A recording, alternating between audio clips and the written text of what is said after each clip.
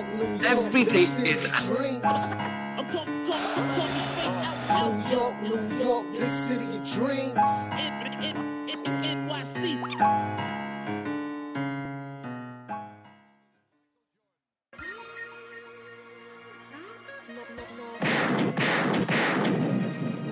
What's going on? This is Jay Ellis from the Knick Of Time Show. Here to give you that Knicks talk just in the nick of time. And we're here just to talk about this Knicks loss to the Hornets. The Knicks got their 10-game winning streak hopes snapped to the lowly Hornets. We lose 112 to 105. Randall gives you 16 points and 3 assists. RJ Barrett though he shows you a heartbeat and drops 27 points and 6 rebounds. The block nest monster Mitchell Robinson gives you 14 points and 8 rebounds. Grimes chips in with 12, quickly chips in with 14, but the Knicks ultimately lose. They didn't really score in the fourth quarter, only scored 16 points in the fourth quarter, had loads of trouble rebounding the ball, and to me just didn't really take this game as seriously as they take other games. But we're really gonna talk about it all right? But you know what, before we talk about it all, you already know the deal. Shout out to Fubu TV, okay? If you want to watch the Knicks for free for 7 days, go to FubuTV.com/KOT. I don't know. That is FubuTV.com/KOT. And if you watch the show, if you love the show, if you haven't subscribed yet, hit that like and subscribe button. Now let's get to it, all right? Let me introduce you to my guys. First and foremost, it is the man, the myth, the legend, the guy with the stats and the facts. Ryan G's in the building. It's a tough loss, you know. The Charlotte Hornets, that's kind of like a trap game for the Knicks. Yeah. You know, sometimes it's hard to come to, you know, get your energy up for the games against those teams that are like near the bottom. But like I said, it happens. And RJ Barrett fans, I come in peace. We don't want no smoke. We don't want nobody getting smacked today. We come in peace, RJ Barrett fans. All right.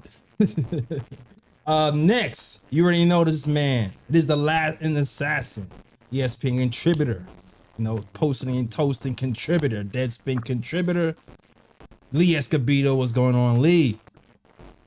What's up, man? Not getting too high, too low on this game. I think the streak was bound to end at some point. I'm trying to keep calm and collected on this one. Positive note: RJ Barrett balled out. Didn't shoot well from 3, but shot well from the rest of the field. So I'm gonna hang my hat on that and be happy that Bodman Barrett finally came out for a good game. Exactly. The Bodman picked his head out a little bit today, and gotta give it up for our special guest. All right.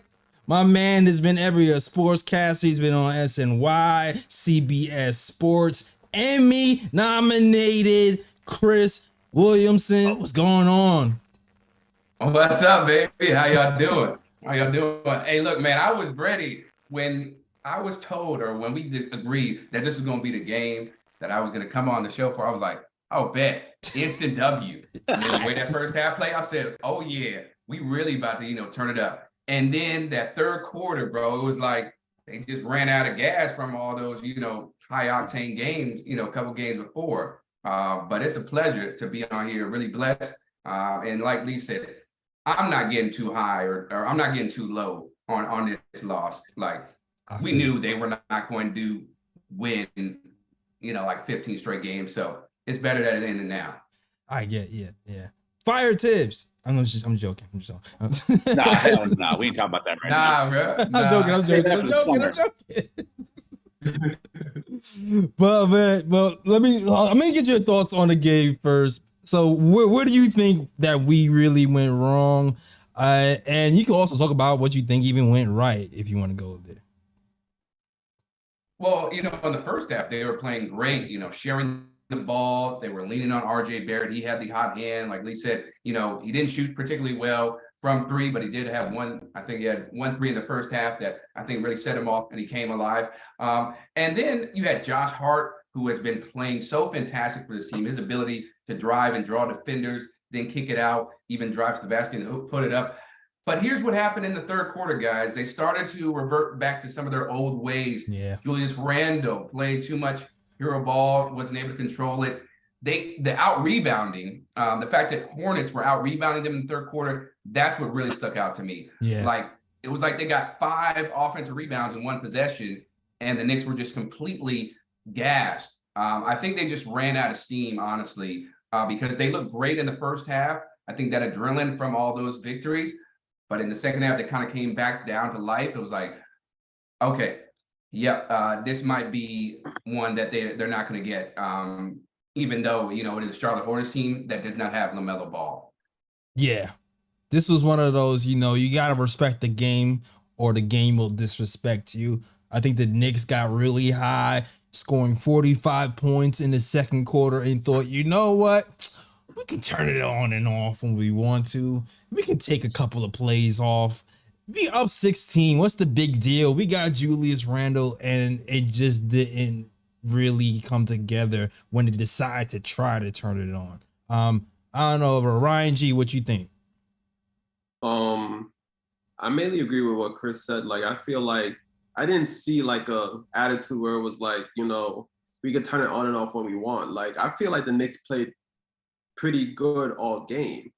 I just think what happened was they ran out of gas because I did see that they did kind of revert to their old ways a bit. Like, on a lot of possessions, there was either too much dribbling or I feel like there was too much passing, as opposed to just, getting into the flow of the offense and things of that nature. And I also thought that a lot of it was just the Hornets just making shots, because I felt the Knicks played decent defense throughout the second half, but Rozier was knocking in shots, Hayward was knocking in shots, Oubre was knocking in shots, and a lot of those shots were contested, in my opinion. So I think it was just a matter of the Hornets just knocking in their shots and the Knicks running out of gas. But in the first half, the Knicks definitely put it on them. They just couldn't hold up. And the third quarter defense to me, I don't know about the defense in the third quarter. I don't know. Well, what do you think, Lee? Well, they said this was a trap game, as Ryan mentioned, Monica Minut mentioned it on MSG, and I'm reporting life in a trap right now, so it seems appropriate that we lost this game. The Charlotte Hornets, I think, 1 through 15, probably have the least amount of talent in all of the NBA, even though they're only the 4th worst team in the NBA right now with the 4th best odds of landing Victor. They actually have like very little talent. With Ball out, it's even worse. But what they do have are vets. They take the game very seriously, have played on really good teams in the past, and have high ego and a lot of pride, and aren't really keen on being embarrassed by a team looking for their 10th win in a row. And I think those 3 guys specifically, Kelly Oubre Jr., Gordon Hayward, and Terry Rozier, really took it to the Knicks. And the 9-man rotation that Tibbs has been playing was completely gassed, especially quickly, who I think played damn near like 52 minutes in that double overtime win to Boston. I don't think he's set after the first quarter. This would have been the time. And no, I'm not bringing the fire Tibbs outside, but this would have been the time to lengthen the rotation a little bit. Yes. I would even be happy if Randall would have set, and Obi would have started. But, the thing I look at, I blame this loss on Tibbs. And it doesn't mean that he's a terrible coach. Just every loss and every win, there's a primary player that you point to or person that contributed the most toward that event happening. And with Obi Toppin only playing 13 minutes and Deucer McBride only playing 13 minutes, that's a travesty toward a team that was really, really tired and exhausted for handling a very tough Boston Celtics team in their own arena. This would have been the time to expand the rotation a little bit and let Toppin and McBride get more minutes. McBride looked to be active out there. He wasn't hesitating. He was looking for his shot. And I think if he would have gotten more reps in the second half, you might have seen the percentage shooting go up a little bit, and let him develop some 2-man game with Obi and let him cook out there. Let's see some more Sims. Let's see some Hartenstein. I think Mitch, Randall, and RJ should have got a little more rest in the second half, and Tibbs should have trusted deeper into his bench. No. Yeah. You could just see it, Lee. Sorry, don't interrupt. You could No, go ahead. Like, you could just see the lack or the energy just zapped right out of those 3 guys. Where you talk about the defense, Jay, there was a couple plays, or there was one play in particular where Charlotte got the rebound off a miss, and Julius Randle, Mitchell Robinson were just looking at each other, whatever. And Terry Rozier, I think, hit the 3 in the third quarter. It's like, all right, it's got to be the hangover from the Celtics win, the Miami win. because this is not what we're used to seeing from Julius and Mitchell this season, right? Maybe Right. years prior, but yeah, that's what really stood out to me. Yeah. Agreed. And even IQ. When's the last time you seen IQ just stand there on offensive rebound? This guy, I just saw a stat that said he ran 3.98 miles, the most minutes ran in an NBA game this season. Like, and just to go from that to seeing him just stand there and watch the ball just bounce like an arm and a half lengths away from him was shocking to me. I think that's exactly when Tom Thibodeau took him out the game and put Miles McBride in, because he was like, okay, this is not quickly but like Lee said, this should have been happening with Julius Randle as well and Mitchell Robinson as well. This is the time to go deeper in your bench. And like Lee said, this is Tibbs' criticism. He's done a phenomenal job this year. This might have been the time to adjust a little bit. Just a little bit. Just a tad. Stretch those 12 Wobie minutes to like 16, 17. Don't play everybody the full third quarter, But I'm not gonna complain too much because we hear 9-game winning streak. The 50 burger is still alive. The 50 burger is still alive. So the gunshots are right there. All right. But salute to the chat. Salute to the chat. Shout out to Alexander, Fritz Alessandro, Roberto Rivera Jr., Picks for Timmy, Gamers Channel, Man Child. Everybody else is rocking with the KOT show. If you like the show, hit the like and subscribe button. And we're here after every game talking Knicks. So salute to you guys who are here after a Knicks loss, because y'all real Knicks fans and real MVPs. All right, cool.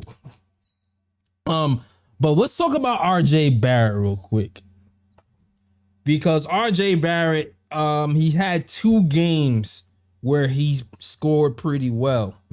28 the game before, 27 today. Didn't really shoot well from 3, 10 to 24 from the field. It's interesting, the dynamic of the team with Brunson out and RJ getting more touches. I'm starting to feel like, maybe he hasn't adjusted to being the third option. I don't know. What do you guys think? What do you think, Chris? Like, because it's just back-to-back over 20-point games. Yesterday was a little bit more efficient, but it just seemed like he was more well-rounded in his decision-making today. You feel like today he was more well-rounded in his decision? Yeah, for the most part. Yeah, for the most part, I think he was really aggressive. And you look at the, field goal, amount of field goals he had compared to the amount of points. All right, 24 shots, right, 27 points. But that's sometimes what you're going to need when Jalen Brunson is out of the game. And I just felt like he looked very comfortable in the flow of offense, understanding, look, our 1A, 1B, whatever you want to call him, is not here. So I got to pick up the pace. And that was working well for them. It looked like he was, on his way, to having like maybe a 40-point game. But then some shots just didn't fall. Yeah. I think Ryan made the point about how, they didn't play that bad overall. And offensively, there were some, mishaps and all that. But some of them were just, the shots didn't go in. They were good shots, but they just weren't going in. And sometimes that's the way it falls for your team. Yeah. I don't know. What does it say about the fit with RJ? Like, is it just like he has to get used to being the third option? Because I don't know, like today, when I saw how he balanced passing the ball today, mixed with the shooting, I was a lot happier with the shot selection today and yesterday. So I don't know, man. I don't know. Maybe it's just really hard for 3 players or a ball dominant to kind of average 20 and not kind of just over dominate at times. I don't know, but I don't know if you guys have any thoughts on that. What do you think, Lee? Yeah, I think he's adjusting a little bit more to his role. I think the spacing is getting a little bit better too. Hart has added a lot more spacing that second unit that he's leading. And I think Tibbs is trusting him to be the #1 option on that bench unit, which allows him to be paired with better shooters than that starting lineup. And you don't have the overlap between him, Brunson, and Randall, who are all three looking for the same spots in the mid-range. Now he's playing with Hartenstein, who's great passing out of the high post. You got Josh Hart and IQ, who are great corner shooters. I think it opens up the lanes for him to have more scoring opportunities and use a little bit more of his on-ball ability running with that second unit opposed to with the first. So, kudos to him, man. I think he's playing good defense too. Yeah. I don't hang any of the loss on him, even though he was poor from the perimeter. I like the effort. He seems to be in really good shape this season. He was one of the few players up there who didn't let gas and continued trying to play really tough defense all the way to the fourth quarter. I thought he really outplayed Grimes tonight too. I thought Grimes kind of struggled tonight, containing Kelly Oubre Jr. and Hayward on the perimeter. Two guys who are a little bit bigger and stronger than him. So RJ played the best of anyone on the team. Maybe him and Mitch. I thought Mitch played really well too, even though he got out rebounded. Yeah. But he was really looking for a shot. He seems sky high confidence-wise on the offensive end. I like seeing Quickly find him a few times. Yeah, absolutely. Yeah, it's just a theory. Like, I don't know if this is really the case, but it could be a case that why RJ Barrett's putting up more points when, Jalen Brunson's out, as opposed to when Jalen Brunson's in the game and him playing as a third option. It might be a case of because, when he's playing with Julius Randle and Jalen Brunson, he's a third option, which means he gets less shot opportunities. So when he finally gets the ball and has the opportunity to make something happen, I think a lot of times he might look at those possessions and be like, you know what? Let me score on these possessions because I don't know, how many times I'm really going to get to shoot the ball when I'm on the court with both Julius Randle and Jalen Brunson, as opposed to now where he's like the second option. He's like, you know what? I know I'm going to get more opportunities. So besides scoring the ball, let me make a bit more. I'm just throwing a theory out there. I don't know if it's really true or not, but overall, RJ Barrett, he had a good game tonight. I felt like, usually we criticize RJ Barrett. Sometimes when he drives to the basket, he has tunnel vision and he forces up shots as opposed to like taking his time. He definitely took his time tonight. Yeah. Yeah, he definitely took his time, probe the paint.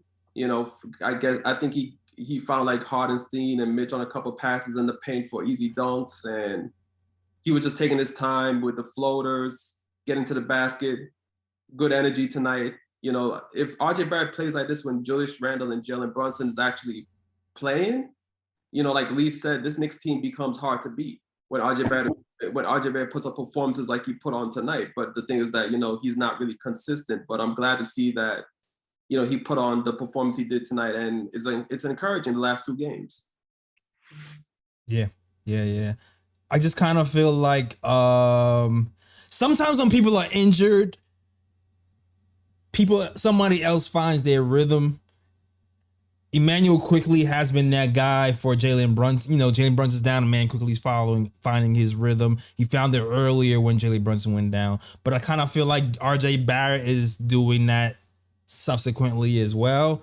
So sometimes when somebody goes down, somebody else steps up, and it kind of helps us down the line in the future or in the playoffs. So I'm hoping this helps jumpstart RJ's decision-making offense moving forward, because, Brunson should be back soon. He's only been day to day. So I would keep an eye on that, because we're going to need RJ in the playoffs when they're doubling on Brunson and they're doubling on Julius Randle, because that's absolutely what's going to happen. I don't know if you have anything to say, Chris. I feel like your energy wants to jump in. No, I'm just saying, for me, I just want to say, I think it's a great point about, when somebody's down, somebody else can step up and find the rhythm. And what's really important is if they can carry that same type of rhythm over to when, Jalen Brunson or the other star player is in, because it gives you that confidence. And you got to understand, look, okay, I might be the third option, right? But I know I'm going to get my touches, and I don't need to force the issue. Right. Because I have two great players next to me, two all-stars. I know Jalen didn't get it, but he was deserving, so I'm going to call him He's my all-star. He's really, increased the ceiling of this team, I feel like. Absolutely. And yeah, I just think RJ needs to realize his fit when Jalen comes back. And that can be difficult because of the pride and the confidence that you have in yourself. But, as PG said the other day, it was like, I know I'm not going to be, the guy on a championship team. And some people say it's stupid. But for me, that shows, awareness. Like, okay, I don't have to be the guy. Other people can take the load and I can still get mine. And I think with RJ, he just has, some more growing to do and he's still young. But I'm hopeful we're able to see some really great games from him when Jalen's in the lineup. And all three of them, Jalen, Julius, and RJ are clicking the lefties show. Yeah. Chris, I got a question for you, Chris. I think it's good to have someone who's outside of the Knicks echo chamber on the pod, and to have someone that covers the NBA at large objectively without preference. I wanted to ask you, where do you see the Knicks on their trajectory toward contending? Do you think that we're further away than most Knicks fans think that we are? I was saying 50 burger before your season starts. I think Eastern Conference Finals is very doable. Do you think that's kind of a delusional take? Do you see us on the same level as a Sacramento? Do you think we're on the same level at another East Conference, a West Conference team, but in Denver? Where are we, and what kind of player do we need to help vault us to be a real contender in the NBA? Ooh, that's a great that's a great question. I do think they're similar in terms of the momentum or the surprise that they've had, surprise season that they've had, like the Kings, right? I don't expect them to contend for an Eastern Conference Finals. I think, Sixers, Milwaukee, Boston, they're 2 tiers above them. But I will say this, Lee, the Knicks have definitely surprised me and made me eat my words from the beginning of the season. I was like, this team is going to be a playing team. Mm-hmm. Like, they are going to make the playoffs, but they're going to be a playing team. And now we see them shoot up the rankings, shoot up the seeding. And I feel like, if they could get, it's tough because everybody wanted Donovan Mitchell and all that. I think they need another, really great shot making guard. You can never have enough shot making, right? Because this game is about shooting. And so if I had to put my cap on and think about who they would get, somebody that would be available. It's a good question. I don't know the answer to that right now, but when we come back and we have another time, I will let you know, because I don't want to speculate. And we've talked millions of times about this, so we can throw names at you and see what you okay. We can definitely can. I think before the season started, I've been like, oh, fuck, right, we need a Luka Doncic in order to really contend. Now, I think we can win it all with a Jeremiah Grant or Brandon Ingram, who's not a superstar, who's a solid 25-5, shooting near 45, 47% from the field, 40, 41 from three. Someone like that can guard 2-3 positions with some length and height, shot making. I think a guy like that could put us over the top, and we would be not just a dark horse, but a legitimate top 5 contender in the NBA if we had one of those two guys. Definitely a great fan. So you're looking for the wings, right? Those big wings that can play outside, but also inside, right? So between those two, I think I would have to go Brandon Ingram. I love when he's at his best. His shot making ability, driving. There's not too many people that can stop him. We saw how Pelicans came out to start. I know they've struggled recently, but if you got a guy like Brandon Ingram, they'll be contenders, like for the finals. I truly believe that. I'm with you. Yeah, I agree. I'm with you. The names we come out with, definitely Brandon Ingram was one. Jeremy Grant was kind of like a dark horse one.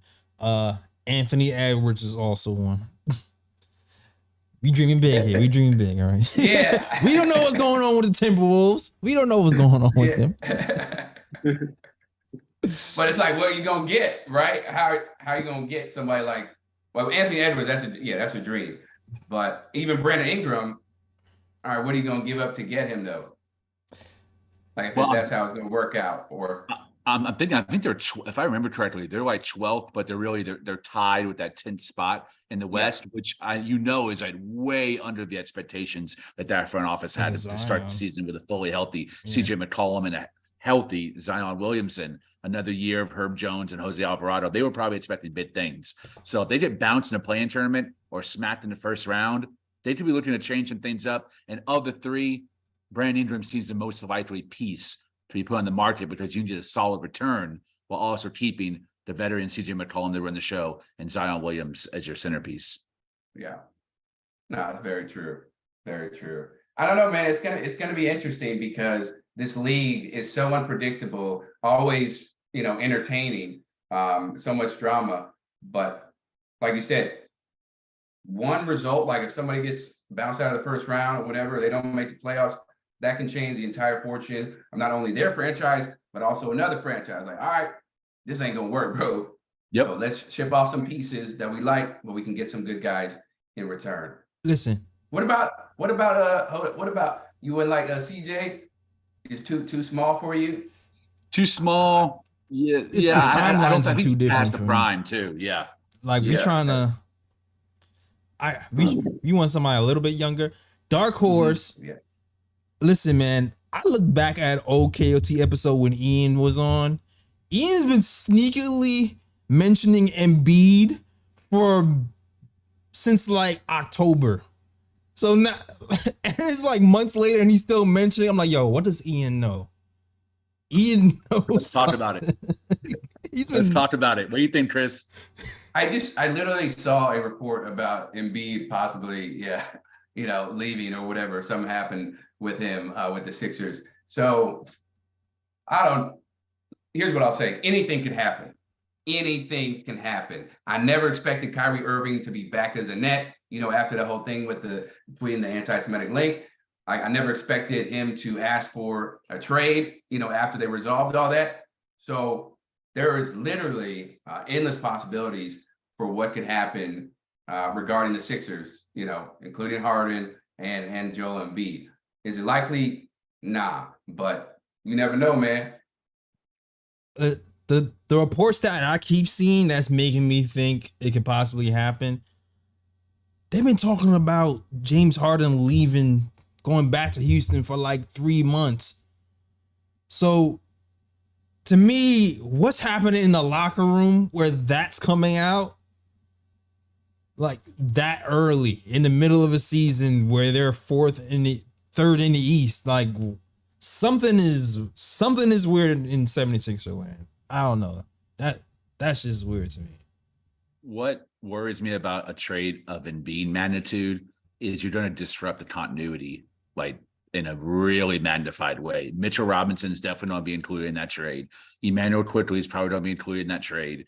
Grimes or RJ's. I mean, not only to match the salary, which Fournier would help with that, and Derrick Rose would help with that, but a lot of your core guys, and Mitchell Robinson, RJ, with their extensions are going to help toward that too. In draft capital, you don't have very little for that hope that we have to make a big trade and then have some leftover for another one. That's gone. Like that's going to be the only move that you can really make moving forward. And you're going to give up a lot of guys that are the heart and soul of this team. And you'll be left with Brunson, Randall, probably Hart, and maybe like a Sims or McBride. But man, you're really going to like crater out your roster.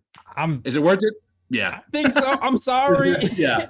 I was about to say, Lee. Yeah. So you're telling me we're left with 2 All-Stars and an MVP candidate? Is that what you're telling me? I'm just saying. I'm trying to look at both sides. I still do it because Embiid's a top 5 guy in the NBA to me.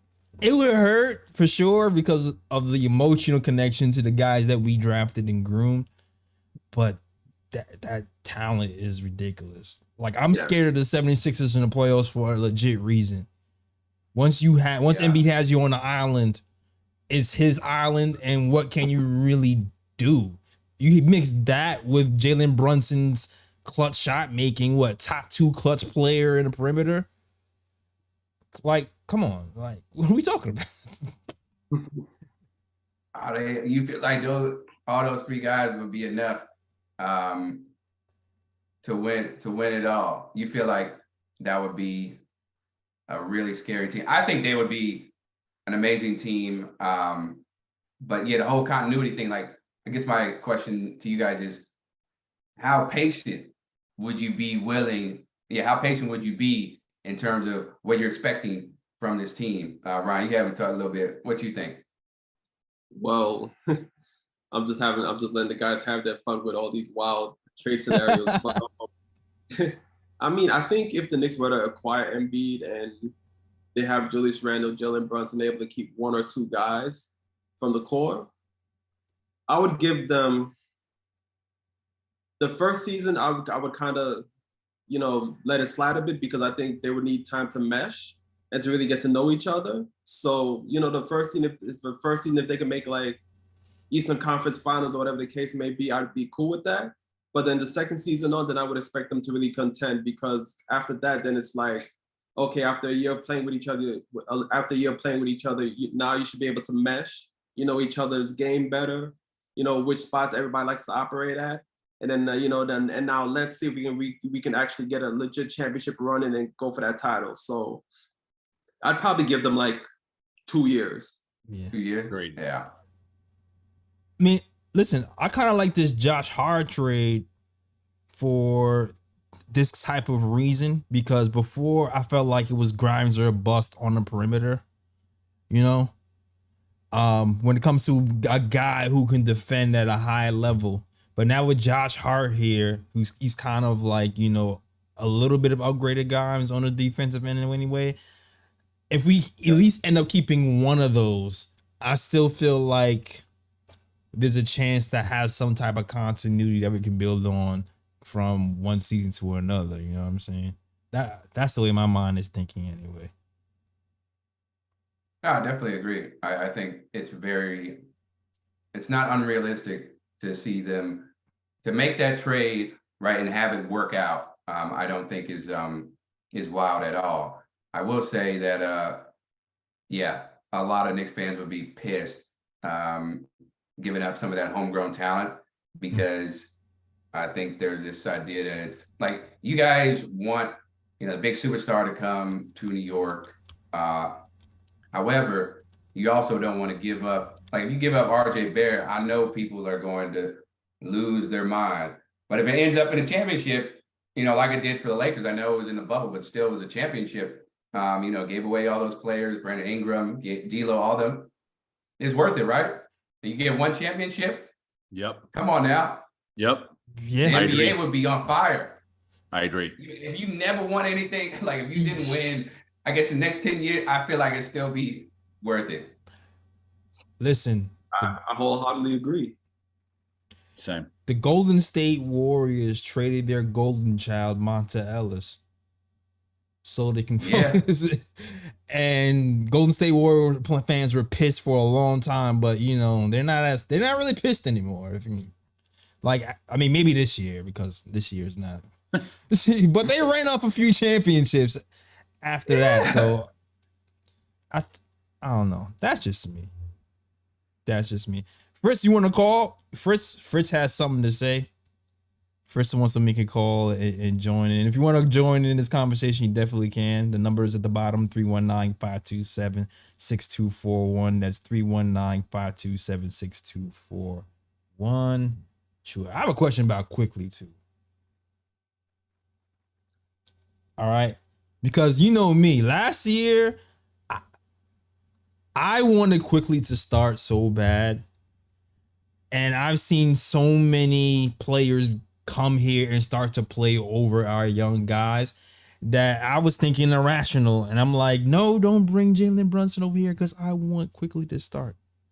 Not because Jalen Brunson is bad, but because I just saw so much in Quickly that I felt like if given the actual time to be that guy, he can put it all together. Now you see he goes off on Boston, and now I'm thinking, well, shoot, this guy can be a starter in this league. It's like, to me, that almost solidifies it in my brain. I don't know. How do you guys feel about, do you feel like Quickly can be a starter in this league? Because at this point, when it comes to the offseason, I definitely feeling more and more like other teams who are in desperate need of a point guard are going to be looking at Quickly like we were looking at Jalen Brunson. Who you want to go first? Chris, you thinking? I guess I'll go first. Yeah, I'm thinking. Yeah. All right, go Ryan. Oh no, I do think Quickly can be a starter in this league. I'm not 100%. I'm not 100% sure whether he could be a starter on a championship caliber team yet. Mhm. I'm not 100% sure about that. But I think on like a good team, or maybe like a team that's like bottom half in the NBA, he could definitely be a starter on that team. As for the Knicks, I like his role as a sixth man coming off the bench for the Knicks. Just for the simple fact that, you know, like I said before, like with championship teams, you do need that guy coming off the bench that can like be a starter for other teams in the NBA. And Quickly is that guy where you put him into the game and you already know what you're getting from him. Great defense. He's going to score for you. He's going to facilitate. And I mean, if you look at the stats, I mean, his plus minus is crazy coming off the bench. So it's like, I don't want to really change that. Like, he is definitely starting capable. But with the Knicks, I think his role as a sixth man is unmatched. Like, he needs, me personally, I would rather him stay as a sixth man on the Knicks. I'm not even talking about the Knicks. Like, I'm talking about, listen, this man is what, top 3, what did Monica say today? Top 3 on-ball defender in the NBA. Like, he's playing no games. I'm sorry, Lee. I know you wanted to say something. Yeah, I gotta disagree with Ryan. I think he can start on any NBA team. I think he can start on a championship team. I think he should start on our team next season. I think he should be the starting 2 guard.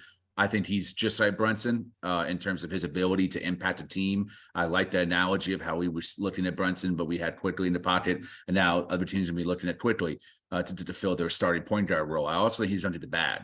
I think $20 million is what I would like to give him. I think someone's probably going to offer him $30 million per year, and he'll probably end up somewhere between 25 or 27 per. The Knicks should pay it. I don't care if we go over the luxury tax. Dolan's a billionaire. He's making mad money on all kinds of endeavors, like pay up, you know, and he's the thing about Dolan, he's never been a cheap ass. He has paid.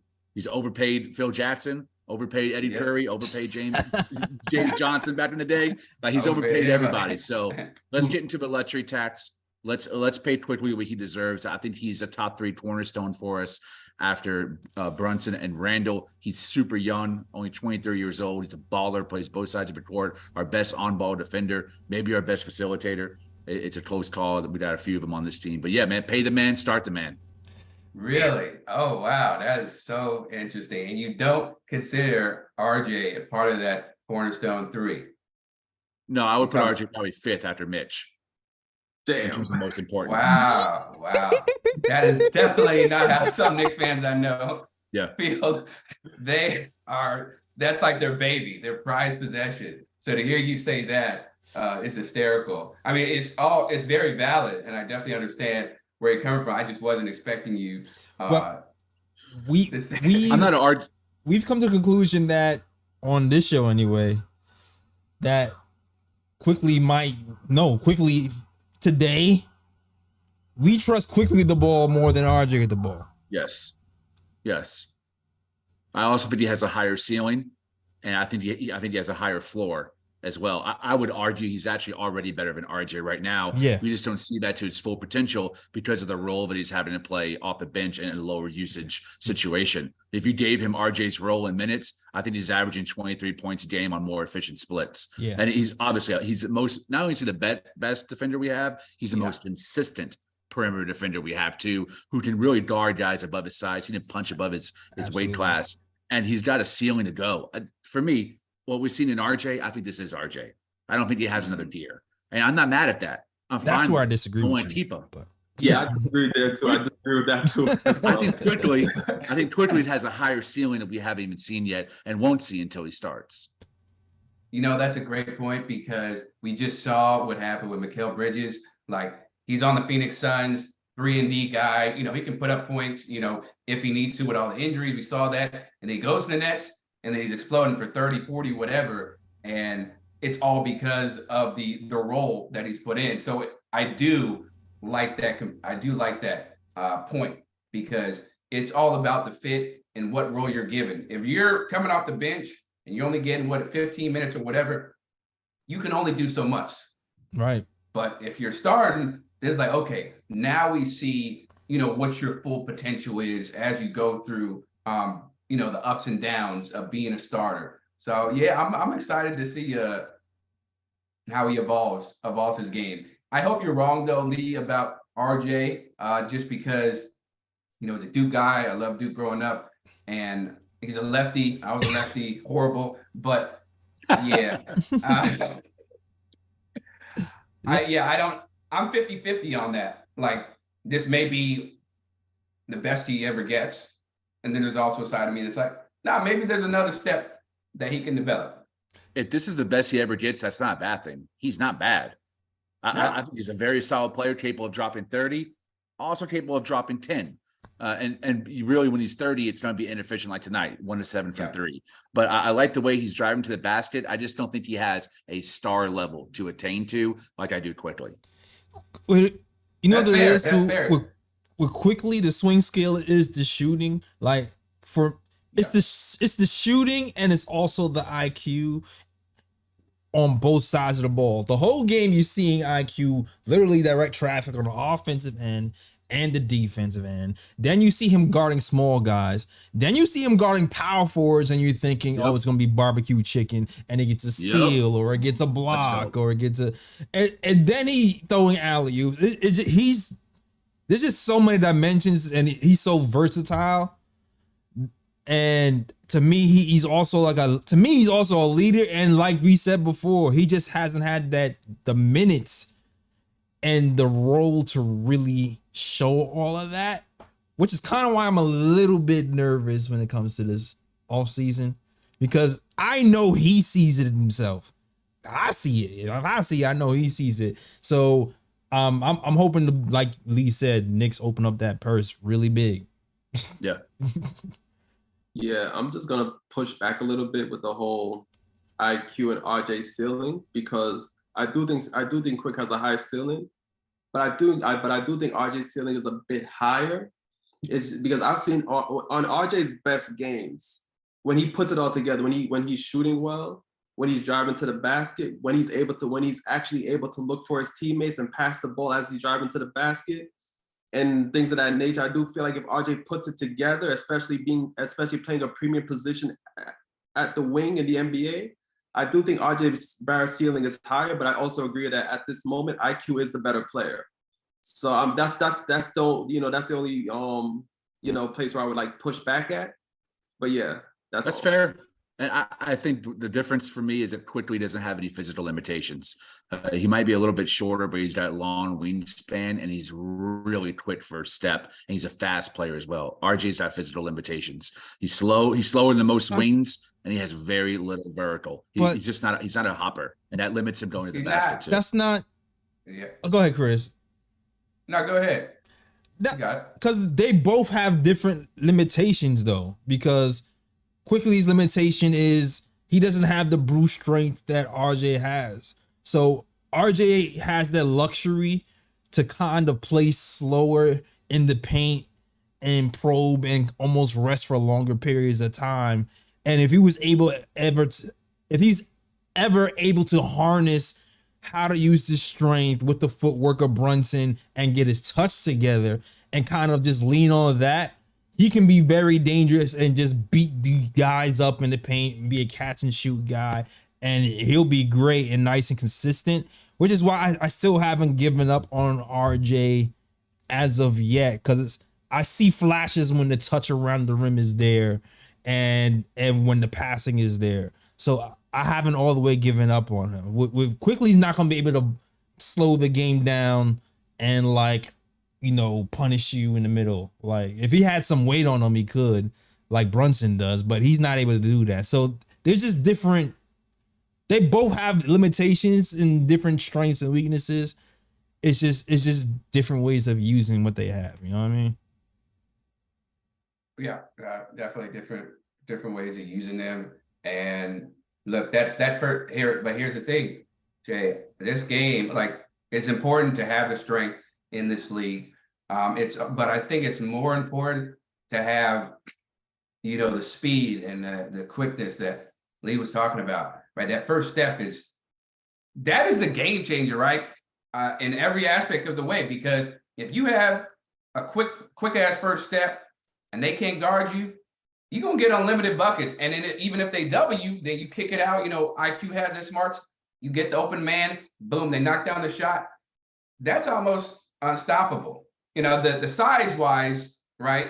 How he elevates and all that. Okay, sure. But If he's able to get by you and there's nobody putting their hand up, I think it's really scary. Whereas RJ, yeah, you want to play bully ball? Okay, cool. But I don't know if you're getting, past the Giannis's, the Brook Lopez's, the Joel Embiid's. Like, you strong, but are you on that level? So, but yeah, nah. Luka is always my go-to example for stuff like this, because Luka is a guy who's not fast. He's just a brute strength, shoot, footwork type of dude.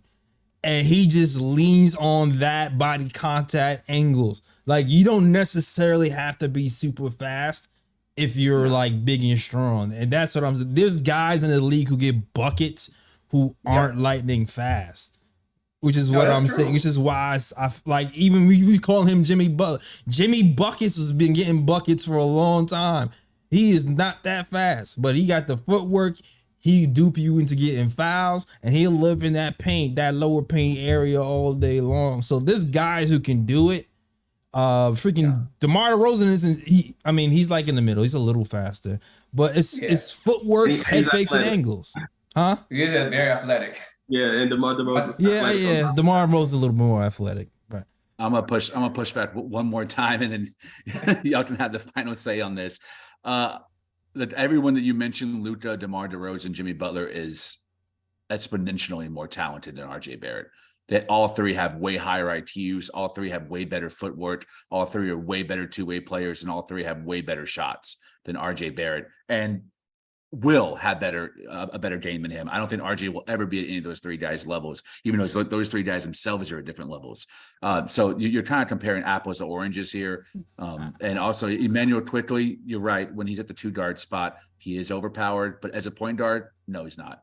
At 6'3", with his wingspan and his toned body, no one's overpowering him at the point guard spot. It just depends on what position he plays. When he's at 2, you're going to find guys that are bigger, stronger, and more athletic than him. But at the point, you're not going to find very many guys in the point guard position that can overpower him, post him up, and cook him on the offensive end.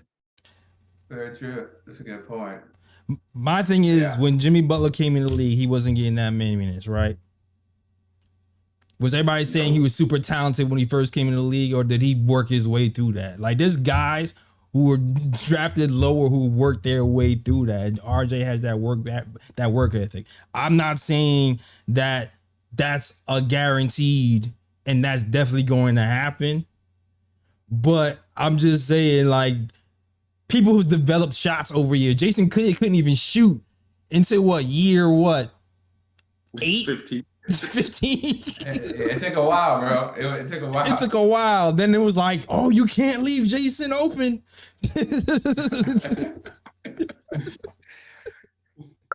Yeah, that's a fair point.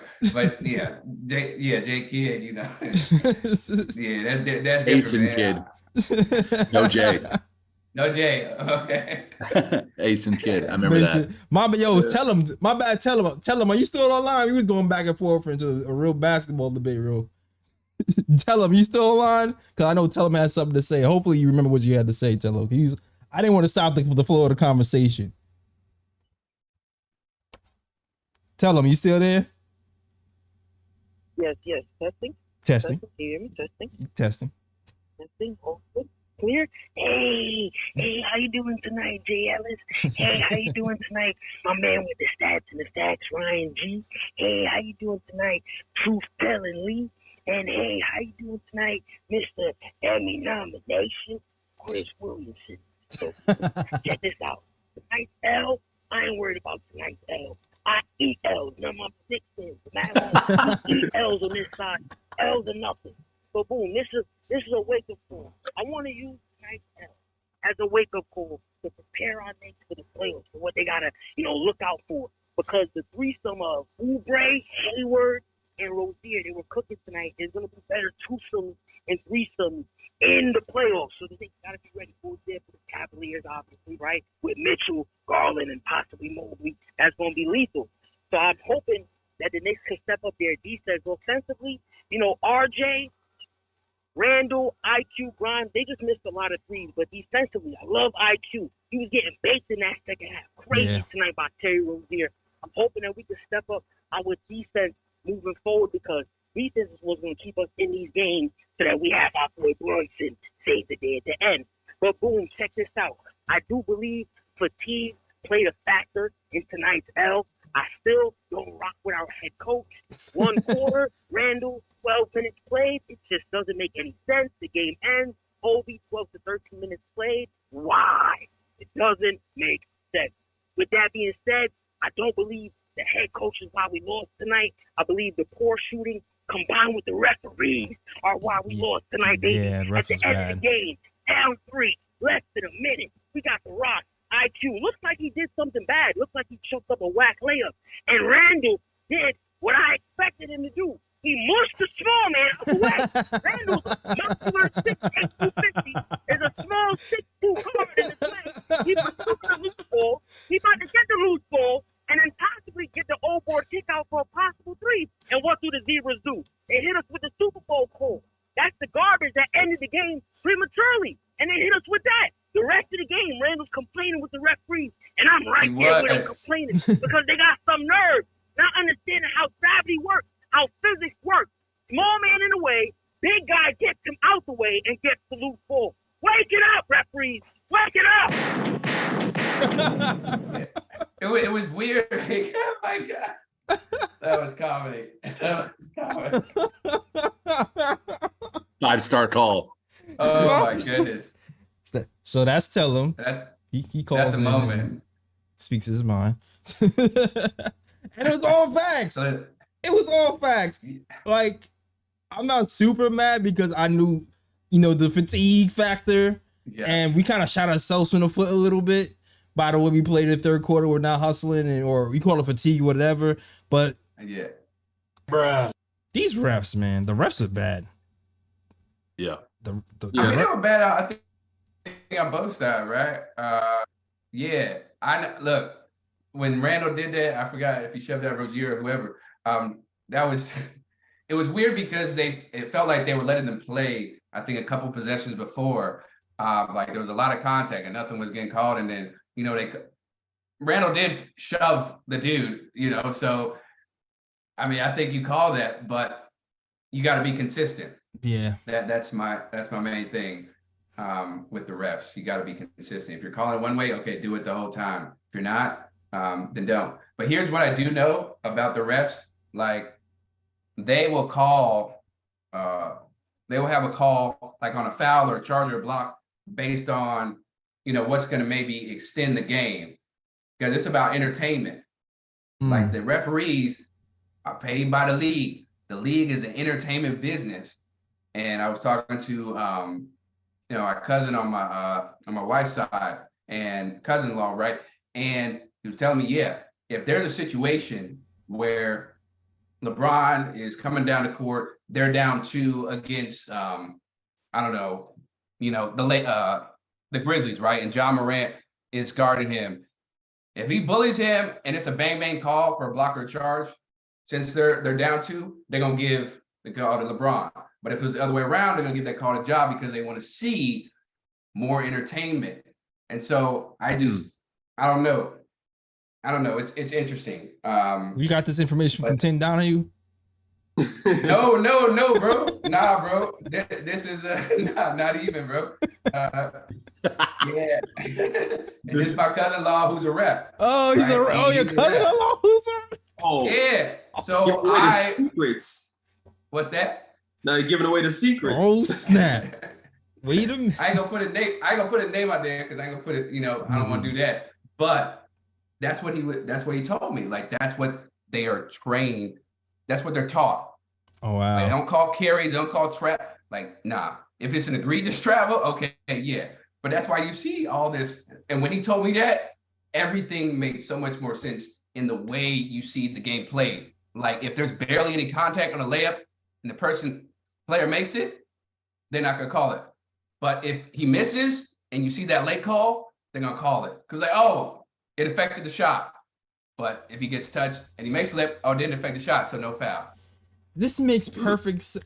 It does. Because I was ready. Listen, I had a bro pick ready because this season to me has been the worst refs season. Not the game, worst ref season I've ever seen, where I'm watching people get fouled in slow motion on a replay, and they go to this replay center and not call it.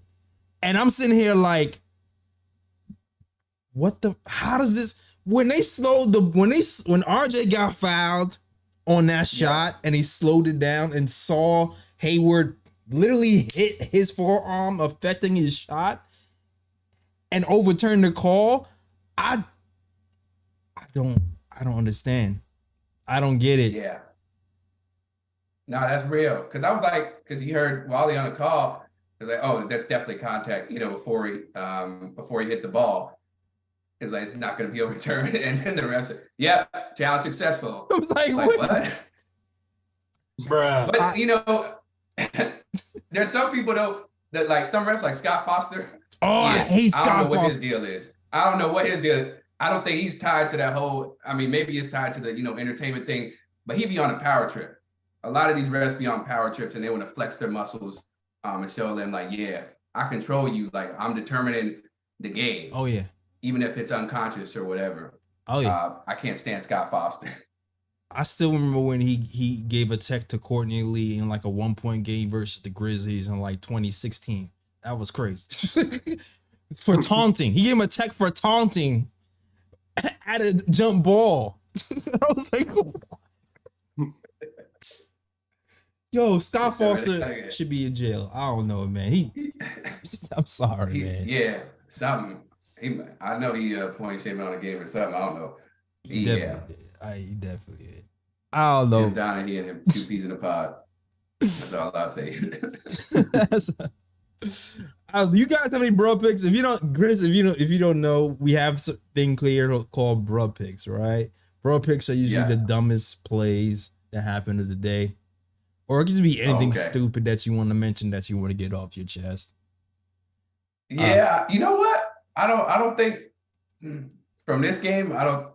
It was Randall, reminding us who he was last year, where he's dribbling in too much traffic, loses the ball, and not able to handle it. And it's like, this is deja vu. And of course, I'm not gonna, come down too hard on him because he's been playing great this season. But it's just like, come on, man. Yeah. I know you're fatigued, but that's okay. So that's what happens when you're fatigued. You make bad decisions. So that was a bro moment, but it wasn't like the most egregious thing. I feel you. You guys have any? Yeah, I do have a bro pick. Actually, it happened tonight. So Wizards versus Detroit, right? So there was a play in the game where Kuzma shot a 3 from the corner. My man thought he was Steph Curry. So after he shot the 3, he turned around to the bench like Steph Curry, only for the shot to be missed. And then the funny thing is that the ball carried him back to like where he was standing, and Detroit got the rebound, and then his teammates on the bench were laughing at him. Because my man thought he was Steph my bad. Bruh. Meant to hit that. Oh, I got a bro pick. And also, I want to add one thing too, because I see my arch nemesis in the comments section. because I see that RJ had a great game tonight, and IQ had a bad game tonight, so he feels to take shots at IQ.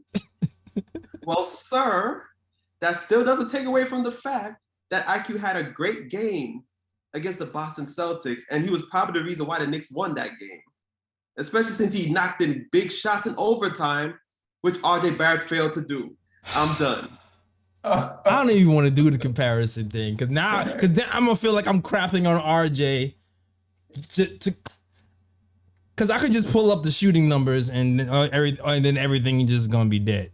I could just do that, but I'm not gonna do that because I'm rooting for both of them. All right, I'm rooting for both of them. I'm rooting for both of them too, but it's like, damn, my man got mad because I had one little criticism about RJ, and I said overall RJ had a good game against the Celtics. So I was like, why are you mad? Arch nemesis. Oh man. I got a bro pick. What's up? My bro pick is the discourse around the JJ Reddit Kendrick Perkins conversation. Oh my God. Yeah. I have oh Lord. I've actually agreed with parts of both their arguments. I think that Kendrick Perkins is right that the makeup of the MVP committee does influence who is chosen for MVP. I think we saw that when Steve Nash was picked twice over in a much more deserving Shaquille O'Neal and Kobe Bryant. I think we saw that when Dirk Nowitzki was chosen over Kobe Bryant. And Nikola Jokic was picked over Joel Embiid. I definitely think that the race component of the MVP committee has, I mean, it's over 80% white. You know, they're looking out for people that look like them. I think if the committee was 80% black, you rarely see a white MVP because of the same metrics. People look out for their own. I'm not demonizing it. I'm just saying it's a fact. I definitely think the race plays a part. That being said, Nikola Jokic is a viable MVP candidate. Dude's like a big man, averaging triple doubles. He's one of the greatest big men of all time. I'm not putting him in Wilt or Kareem territory, but for this modern era, he's a badass by all regards. And I also think JJ Redick had a really good burn on Kindred when he said, why don't you choose before 1990, which was a really convenient cutoff point because the years before Magic Johnson was not in the top 10 in scoring, and that would have negated him to be a part of the argument. But I thought the back and forth all in all was good. I think Jokic does stat pad. I also think Luka stat pads. I mean, Embiid stats pad, James Harden. Most of these guys stat pad, not on an egregious basis like Ricky Davis back in the day, but in a sense to where if they have the opportunity to get their 5th triple-double in a row and they just need an assist, they're going to pass instead of score.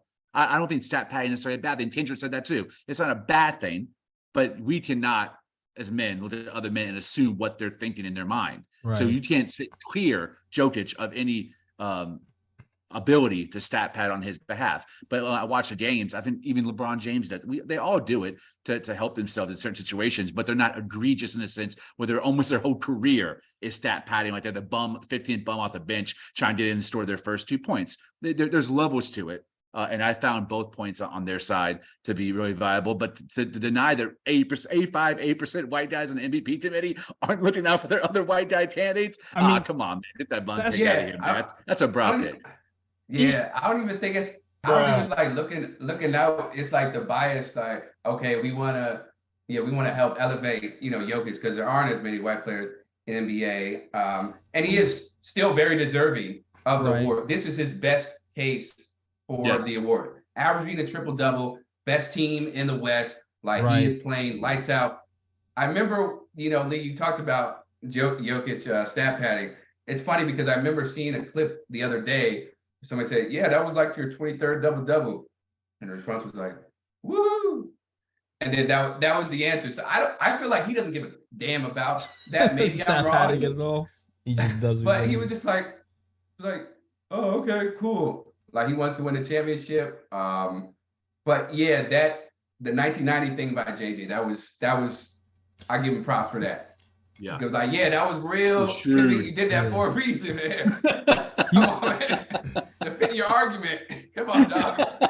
You know what though? I do think there is a race component within that, but I also kind of think what happens sometimes in the NBA, well, not with the Jokic thing, but I also kind of feel like, you know what? They can't give it to this guy again. It's like it's like almost like the underdog entertainment factor still, where they're like, we don't want to give it to the same guy 12 times in a row. Like we already know Michael Jordan is the best player. It's like, we're going to give him to him in the 8th year in a row, even though we all know. I feel like there's a little bit of that happening as well, where they just don't want to just repeat it to make it, just like for the same reason that your cousin said, like they want to have some suspense and entertainment. Yeah. It's just boring to have the same outcome every single time. Yeah, it's rare, but there's a white player that's even on the level of an MVP candidate. So when they have one, it's like, let's help engage the fans over there in Utah or Portland or Minnesota to make sure that they're keeping the eyes on the TV and they have someone to root for, within their own community. Yeah. But the fact that Shaquille O'Neal only has 1 MVP and Nash has 2, that's all crazy. you know. Or Shaq has 1 and Jokic has 2. That's all you need to know. That's crazy. Right with me, dog. At all. It's wrong. Man. Shaq should have went over Nash. Kobe should have went over Nash, right? Yep. But here's the other thing, interesting thing, Lee, when you look at so Giannis, when he was playing the year after he won a 2nd straight MVP, I just saw it today. Tim McMahon, who's the ESPN writer for Dallas, Mavericks. He said, yeah, I just don't see, at the beginning of the year, he's like, I don't see how Giannis can win when he hasn't made it to the conference finals. Like, yeah, he's won his MVPs, but you got to win the championship or you got to make it to the finals. And you don't really, I don't think you really see that with Jokic. And that just goes to your point, like, you know, they want to see Jokic win. It's a different standard. Different metric. But again, different metric. But again, he is very deserving of the award this year. This is his best case in my opinion. But they're not gonna win it. They're gonna win nothing though. I'll tell you they ain't winning nothing. Now I'm trying to see what Jokic and Tim McMahon have in common. Yeah, but it is kind of things that make you say that's that windy meme, win horse. It is kind of funny though, because I think Chris brought up a good point, because I forgot who brought it up on ESPN, but they were basically saying that like other players, like I think they made a list where they're talking about like the 5 players in the NBA who have the most pressure on them to win a title. And I think they were looking at the list and they were like, so why aren't we putting pressure on Jokic to win a title when this guy's won like multiple MVPs? That's a great point. And you know, like why aren't we putting a lot of pressure on him, like how we putting pressure on Chris Paul to win a title, or like Kawhi Leonard to win a title, or other players? And I mean, it's facts, because when a guy wins multiple MVPs, you're supposed to look at that player and be like, okay, you've won multiple MVPs. You should be able to lead your team to a championship. Exactly. So why is there not a lot of pressure on Jokic like there are on other players in the NBA? And I think they brought up some, like a comparison saying that like American players get so much pressure put on them, you know, to win championships, but then these European players, especially the white ones, it's like they get like a pass, you know, like not a lot of pressure is put on them like how it's put on like Black African American players. And I feel like it was a good point. Yes. So it was a really good point. And I just wanted to look up, you know, who the actual players were. It was Stephen A. Smith's list. And it was Chris Paul was number 1, which I think is laughable. I mean, he needs a title. His legacy is already cemented to me. One of the best point guards of all time. But 2, James Harden. Okay, Jason Tatum, and then 4 was Jokic. Number 5 was Kawhi Leonard. If you're being honest, maybe Jokic should be, you know, number 1 or number 2, since he hasn't won a title and hasn't even made it to NBA Finals. He's won 2 MVPs. Right. James Harden's been to finals before he, you know, became the James Harden. But there is a difference in the amount of pressure. Even saying with Luka Doncic, right? I think you could go there. So there are always, implicit biases, racial biases. People just need to understand, you know, how to remove those so they can be as objective as possible and make the sound decision. If you don't think the NBA and mainstream media doesn't enjoy a great white hype, look at all the boosting they did for Matt McClellan's bum ass. I was thinking it. That's all you need to know. That kid's literally a bum. He's a G League bum. Like, come on. I mean, he can dunk. Hey, I didn't even think. Hey, I ain't gonna call him a bud, because anybody that's playing in the NBA G League, but I can't do bum that. In comparison. Okay, to me. Yeah. Compared to me, he's Michael Jordan. But compared to regular NBA players, Vince Noel, he's a bum. Yeah, I'll give you that. I'll give you that for sure. They love it, bro. And the crazy thing is, like, I think he just got. I mean, his followers went through the roof. Yeah, and I think he got Puma an deal. Endorsement deal. Puma deal. Right, just like that. Yo, let's lead me to this. Like, what is it like being like Black in media? Because that has to be a certain. If you want to talk on that. Is it Black in media? Yes. I mean, it can be exhausting at times because there's so many people who try to gaslight you, or they try to sanitize, you know, how you talk and what you talk about. But it's a reminder, you know, for you to keep pushing forward and remember that you have the power. Because if they weren't trying to change you, the fact that they're trying to change you makes them see you as a threat. Yeah. Right. It's like, oh, I'm a threat. Okay. I'm gonna keep doing what I'm doing, and I'm gonna get to the top no matter what happens. You know, I'm getting there. But it is extremely frustrating sometimes when you see people don't understand the complexities of, how race and sports are so intertwined and how it affects how people are covered. It's like, bro, it's right there in your face. Like it's smacking you across the face, left and right. But it's also really rewarding, when you're able to, uplift, your little community with your village, and then also have people, Black boys and girls that look up to you because of what you're doing. So yeah, that's how I would say it's like, being Black in the media. There's pros and cons to it, but I'm always keep grinding. Absolutely. And one thing I promised myself after the pandemic, I was like, I'm not changing myself. I'm not sanitizing, watering down my Blackness for the comfort of white people. I'm not doing that. I'm just not doing it anymore. I can't live myself, So yeah, that's how I feel. That's great. That reminds me of that $40 Million Slave book by William Roden, which is like something that I read in college and has stuck with me as a Latino writer in the sports world forever. I think that he published that in 2006 and it's 2023 and we're still dealing with this BS. You either get etched out or, you like gatekeeping, nepotism, cronyism, or on the flip side, you have, you become the token person where people are trying to fill a quota and they're all gassed up on, neoliberal politics and corporate percentages. And they're trying to get you to be the face of the diversity program, which is like equally disgusting, disingenuous. It's like, man, it's like you can't win. You just try to stay true to yourself and stay true to your beliefs and keep a door open for other people in your village. Yeah, exactly. That last part is really important. Keep a door open for your village because you don't want to forget how many people are rooting for you and supporting you. Facts. Never want to get, oh yeah, I'm better than it. Like people, like there are people in the industry who treat people like crap, like the behind the scenes individuals.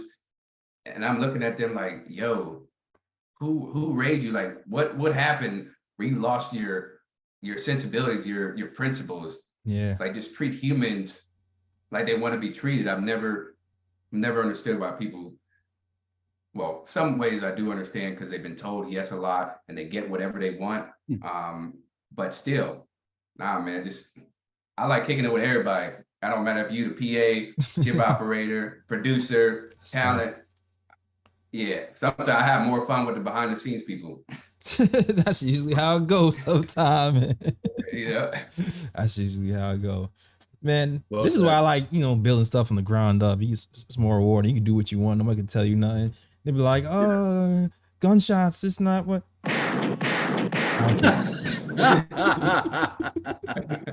I will say this is, I know you're not a Grizzly show, but every time I hear gunshots, I'm just like, oh, I think of Ja Morant and these I'm just saying, I'm not trying to, rain down on him, but yeah, I'm like, ooh, gunshots. All right. Damn. Well, we were doing that before Ja Morant come around. Let me just say. Oh yeah. Oh yeah. I know that. It's more of a celebration thing, and but not not literally shooting anybody. Of course not. Oh man. Oh Ja, get it together. But I love Ja. Yeah. Just want him to get better. We're rooting for him. Yeah. Oh yeah. Yeah, facts. For sure. Yo, I have one more bruh pick before we close. Bruh pick goes to the Celtics. Robert Williams. I'm sorry, man. I'm sorry. You can't. Oh, I forgot about that. You can't. You can't. I'm gonna hit two. Oh, you're talking about Grant Williams. Sorry, Grant Williams. I'm sorry. What did you call him? Missing two clutch free throws to lose the game. Had the nerve to talk smack about it, like he's about to hit couple. Oh, at least hit one though. If you're going to talk smack, at least hit one, bruh. And I was looking forward to, the Celtics are going to take down the Cavs, and we're going to be fourth place. And then, nope. But then we lost too, so it didn't even matter. So brought us too. But Giannis still started with him though. Huh? to be honest, Donovan Mitchell started with him though. He was just responding to whatever Donovan Mitchell was telling him. Yeah. I don't know. Hold up though. The way I saw it, he said, "I'm gonna make both of them to somebody on his right," and then Donovan Mitchell came in and said something to him, and then he was like, "Yeah, I'm gonna make both of them." So I don't know. I feel like he was saying. I think all the cast players were, heckling him, and yeah, bro, you gotta have a lot of. You can't say I'm gonna make both of them and then not make any, and the team still loses. That's why his ass was getting chewed out by Joe Mazzulla, when they had to go to another extra session. Like, really? You gonna be talking all that confidence, like arrogantly, I'm making both, and then now I got to play y'all more? Like, after what we've been through the night before or whatever? Bruh. Oh, man. Celtics looking like food. I'm not gonna lie. They all look like food. I'm looking like food. I don't know, man. I think we can take them, man. I don't know. That's just me. I think we can take. We beat them already 3 times. I know it's the playoffs, it's a different animal. Maybe it's my fandom taking over, but I ain't scared. I ain't Definitely 7-game series. I'm scared of the 76ers. I'm scared of the Bucks. I'm not scared of the Celtics. No, not scared. Oh man. It's all about matchups. Yeah, it's all about matchups. We match up pretty well. Unless if they start playing Al Horford at the 5-all series and the coach doesn't adjust, then it might be a little bit different. Then I can see us being a little bit of trouble. But if it's Robert Williams and he matches up with Mitch, I think we take him. Yeah. Mitch is getting abused, getting roasted out on the paint or out on the perimeter. He ain't used to running like that. But yeah, he's used to just protecting the paint. That last shot where he closed in on Al Horford in the corner, I was so happy that he fought his instincts and wasn't deep in the paint like he was most of the game. Because that would have been bad for us. We would end up losing that game in double overtime. Yeah, and what made it kind of filthy was the fact that like Celtics were running like Al Horford off of screens too and have Mitch having to chase him. I was like, damn. I started pausing the games like, really? Yeah. That's great coaching by Joe Mazzulla. And I don't know, somebody from the Knicks film school posted, it was an interview with Mazzulla, and somebody asked, Mitchell did a really great job rim protecting. He was like, no, he didn't. Like, I thought we did a wonderful job, getting him out in space and not being able to, stay in the paint like he used to and run him around. Yeah. And Al Horford took advantage. So, yeah, I'm not, it was just funny because, like, that definitely was not what happened in the game. No, it's not what happened at all. It's not. And when we went small, we got killed when we went small. I thought we would see more run at the 5 that game, but I don't want to even get into another whole game breakdown. We're gonna end the show. That is our show. Let me shout out the people in the chat before we wrap it up. Shout out to Alexander, Picksford Tibby, Fritz Ellisindor, Pudge, NYC. Everybody rock with the KO2 show. If you like the show, like, subscribe. We here after every game talking Knicks basketball. Next game up is we're on a West Coast trip, right? Yeah. Sacramento. Sacramento. That's gonna be a tough one. And then Clippers Saturday. Yeah. Sacramento. That Sacramento offense is nothing to sleep on. I'm gonna tell you right now. I think they're like number 1 offensive team in the leagues in the postseason or something like that. And and the Knicks were best pick and roll in the game. Number 1 fourth quarter team in the postseason. Probably not anymore after today. Bruh. Not in the postseason, after the All-Star break, I mean. Yeah. But probably not anymore today. All right. That is our show. Chris, let them know where we can find you, sir. Yeah, y'all can find me at C. Williamson 44 on Twitter, and then on Instagram, you can find me on C. Williamson TV9. That's where I get out all my takes and opinions, post videos of sports and, my life and all that. So that's where y'all can find me if you're trying to interact and all that. All right. Salute to you, Chris. Go check out his channel. Support that, man. And thank you for coming on and rock with us, Chris. All right. Great. And I appreciate y'all. Absolutely. It was a wonderful time. Absolutely. Cool dude. Lee, let them know where they can find you. Want to echo those sentiments. Appreciate having you on, Chris. I want to say congratulations. I know you're recently married. Thank you very much. This year, that's a blessing to be able to have someone to share your life with.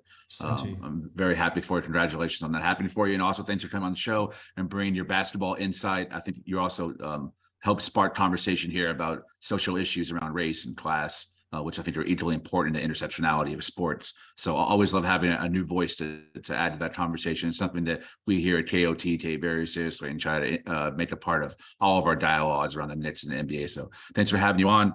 You can argue and bring the smoke to me on Twitter at _Lee Escobedo. I'm always down for a Twitter fight.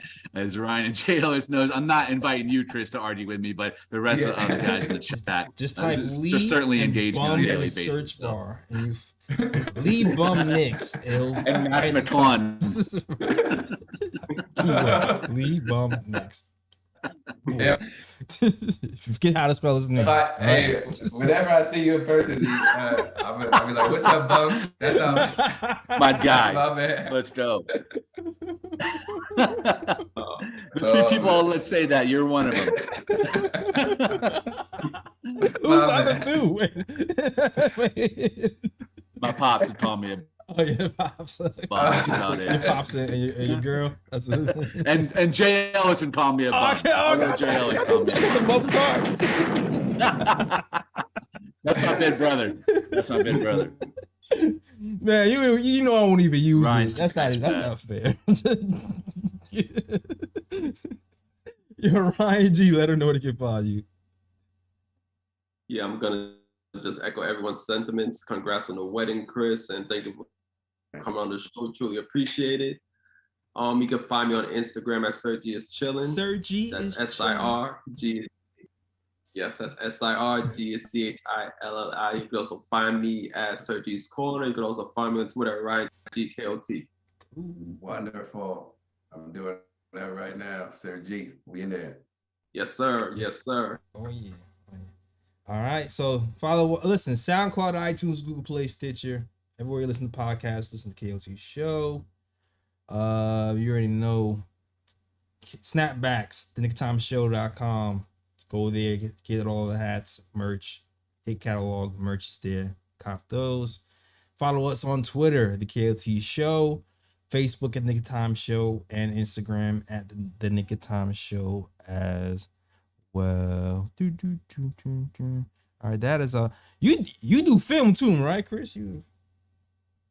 What's that? You do film? You like director? Which?